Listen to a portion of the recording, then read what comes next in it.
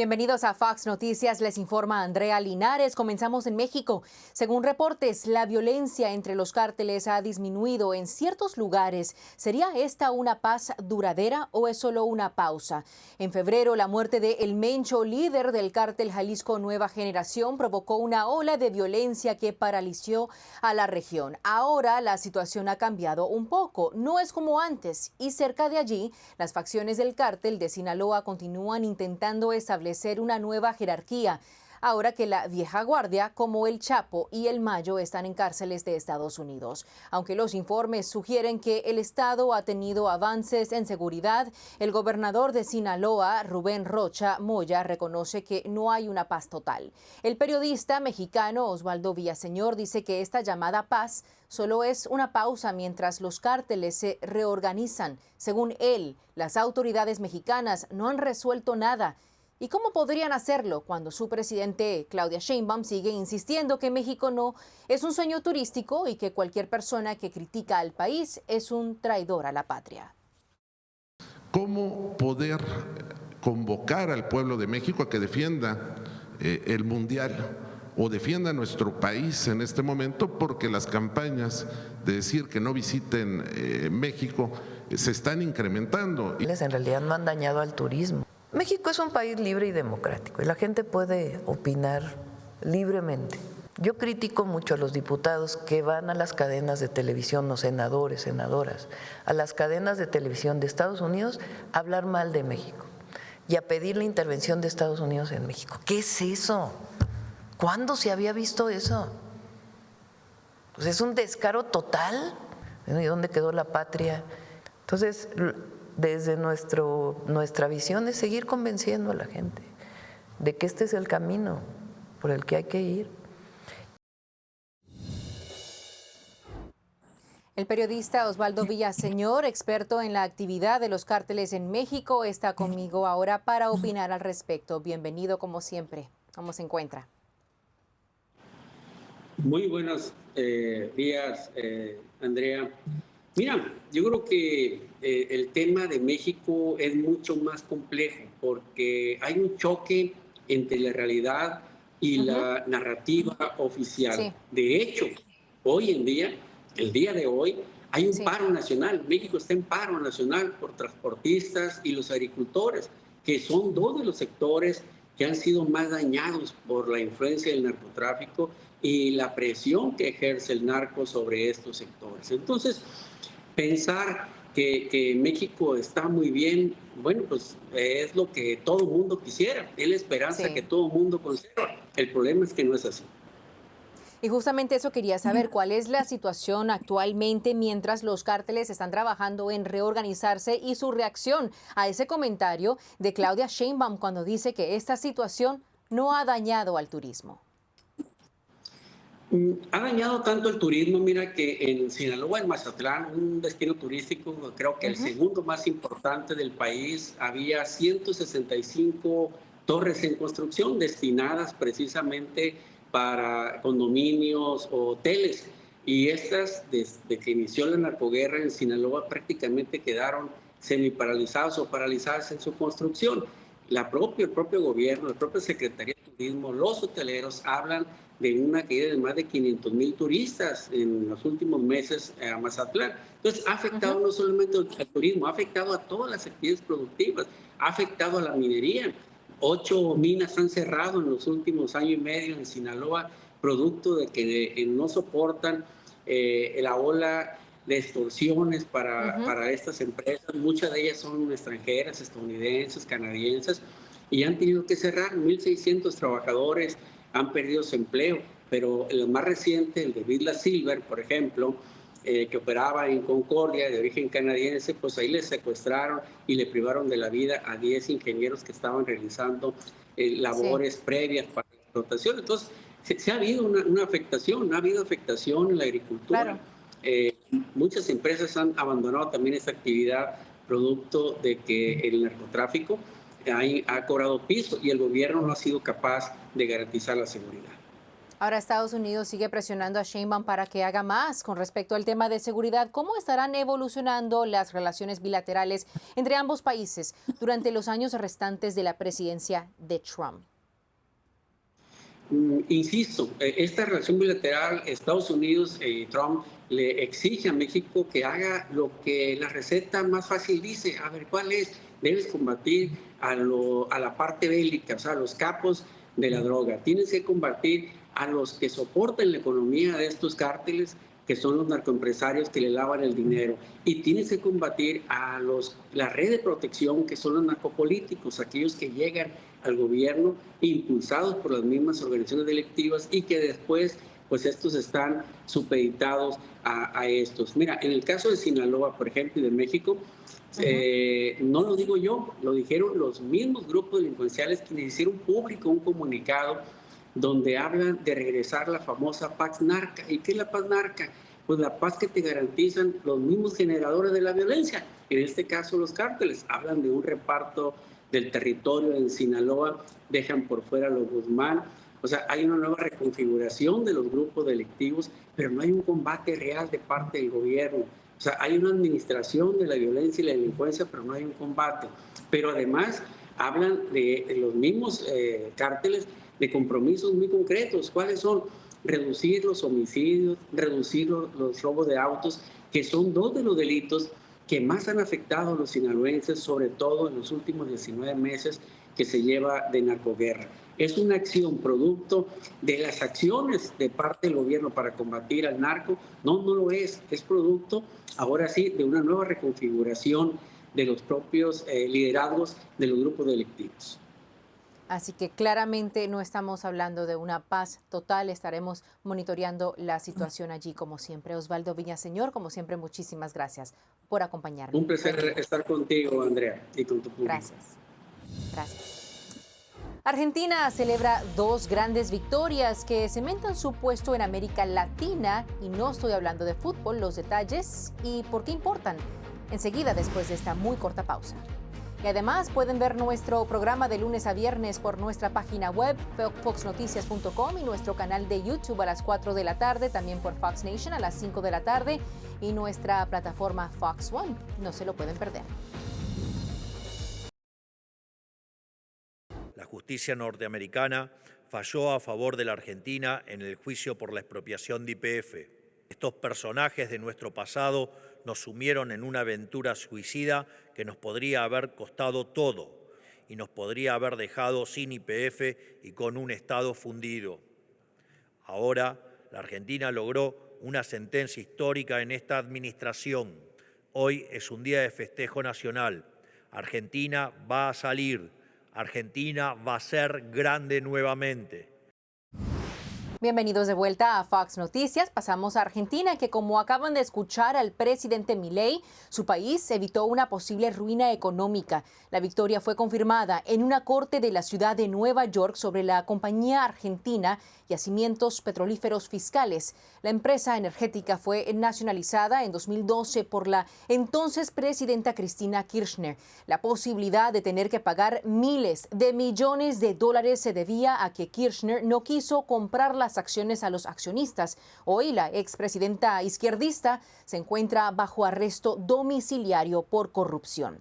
Mientras tanto, los éxitos económicos continúan para Argentina. Cuando el presidente Javier Milei asumió el cargo en 2023, casi el 53% de los argentinos vivían en la pobreza. Hoy esa cifra ha bajado al 28.2%. Milei atribuye su éxito económico al capitalismo. Los socialistas, pese a que tienen ideas espantosas, primero que todas las cosas que prometen son siempre falsas, pero son muy seductoras para el oído humano. La política social en la Argentina, previo a que nosotros llegáramos al gobierno, era yo te doy el pescado, o sea, te convierto en un esclavo. El economista argentino Ignacio Bongiovanni está conmigo ahora, como siempre. Bienvenido, Ignacio. Gracias por la invitación. Ignacio, ¿cuál es su reacción a estas cifras, al éxito económico que está alcanzando Argentina y también cómo es que están midiendo este nivel de pobreza actualmente en el país?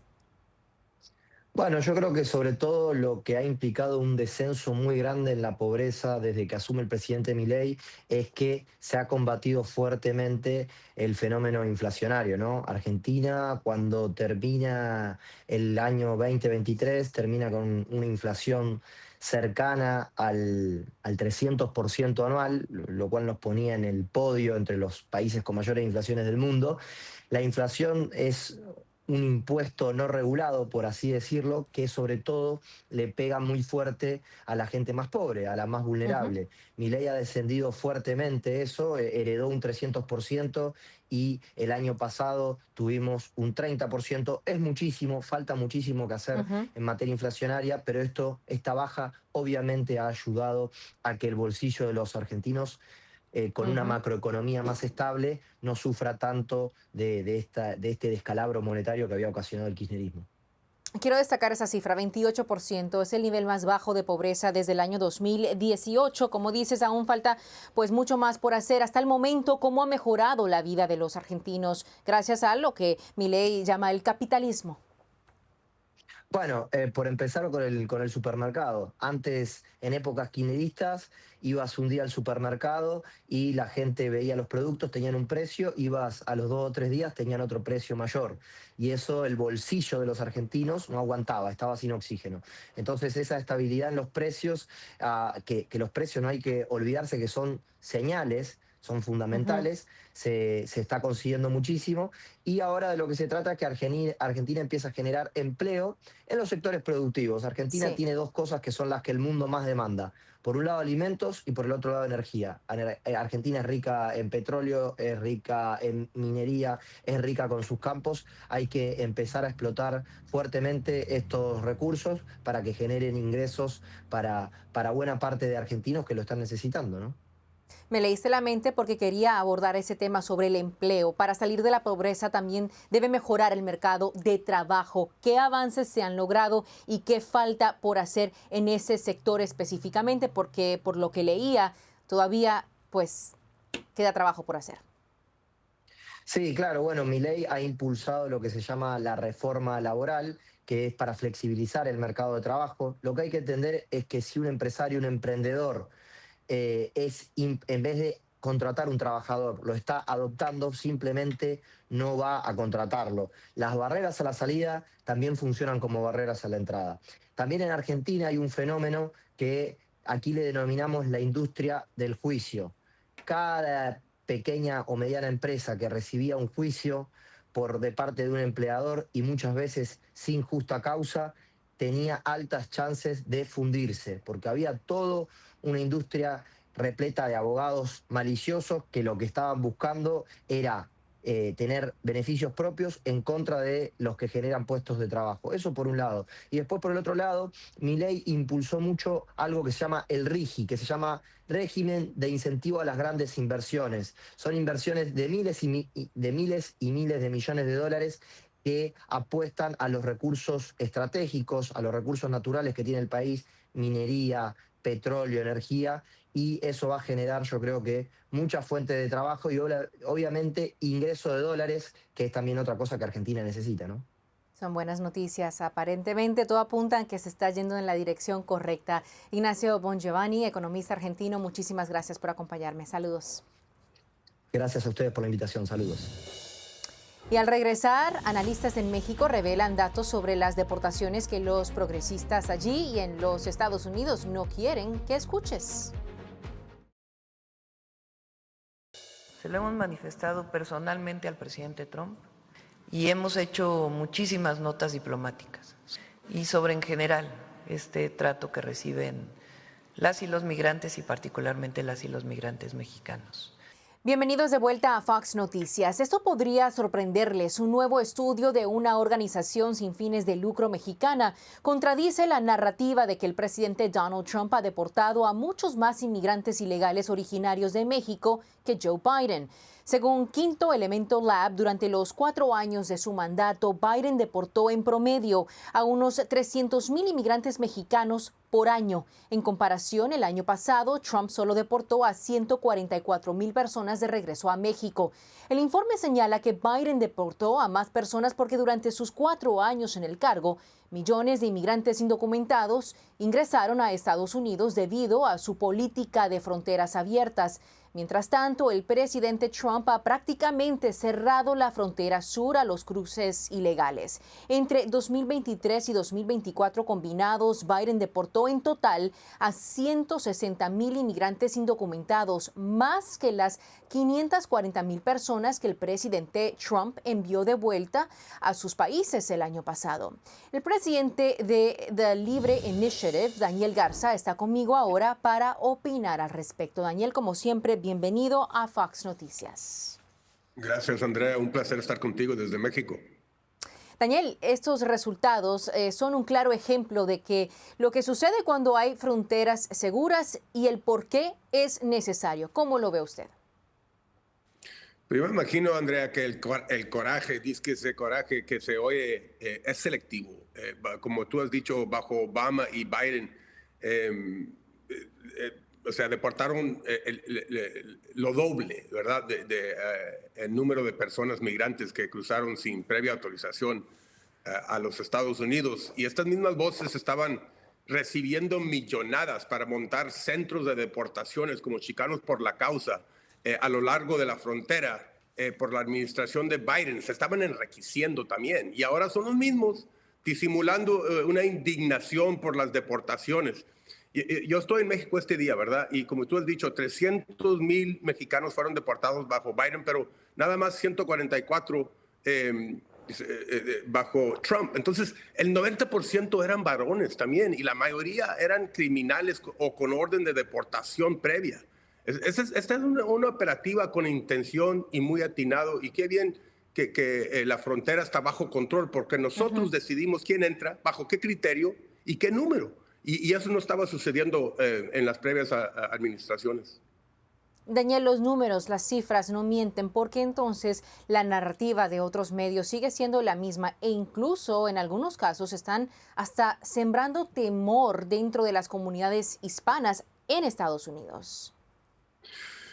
Bueno, parte de la razón que están emigrando también, antes de contestar la pregunta, es por, antes era por trabajo, ahora es por la violencia que están sufriendo bajo estas administraciones que la están tolerando, lo que es el posicionamiento de los carteles.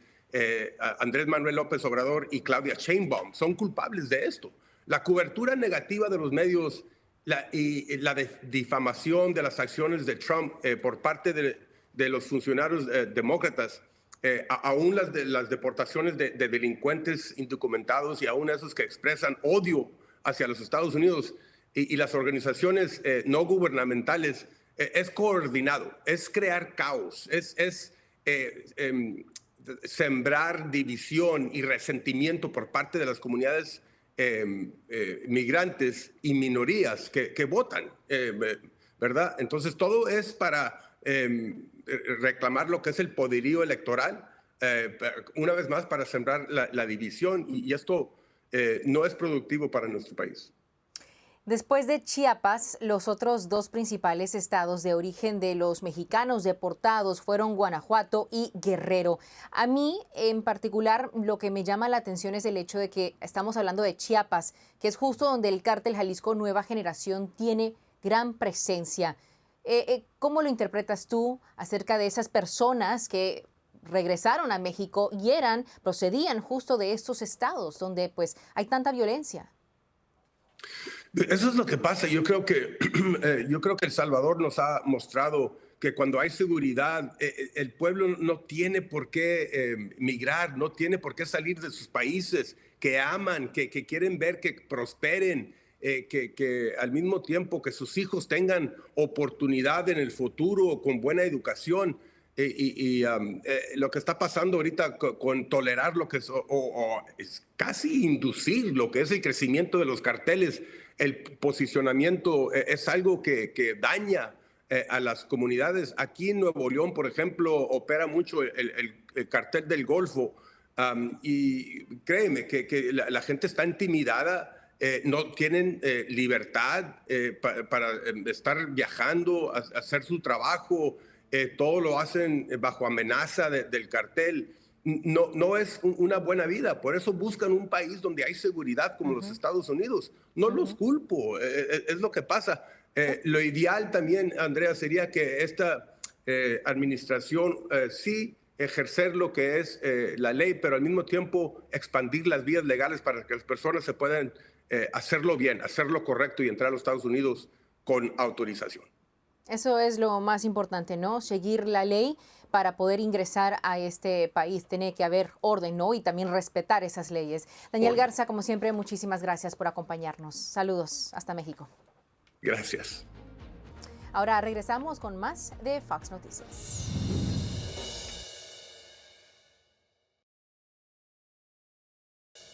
Muchas gracias por acompañarnos el día de hoy. Recuerden que nos pueden seguir en Instagram, Facebook, X, TikTok y WhatsApp para que no te pierdas absolutamente nada, siempre con Fox Noticias. Yo soy Andrea Linares. Hasta mañana.